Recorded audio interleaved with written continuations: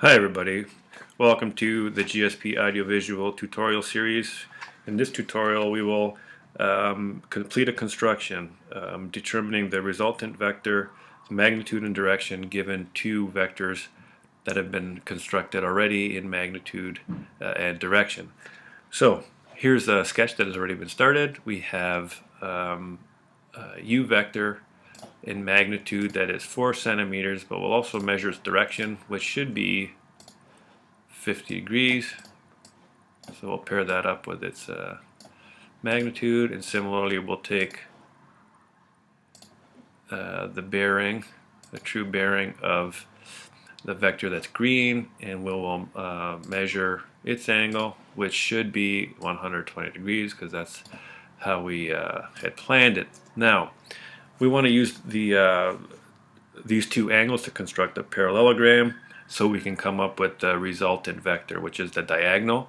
So to begin, we will construct a vector that is parallel to vector v, and let's make that green and dash just so that we can see that it relates to the vector v.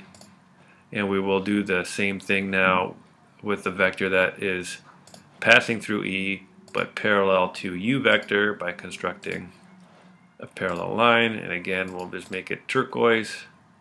You do that by control clicking or right clicking to come up with the menu option. Now from here, as we said earlier, the diagonal is the resultant. So in order to create the diagonal, we'll come up with the intersection point. So let's construct the intersection of those two lines. Now from there, the origin to that point, we can construct a segment. And let's just, for housekeeping's sake, let's make it a thick line so it's more visible. And I like to make that red, just the convention that I use for the resultant being red. And let's label that segment as magnitude of u plus v.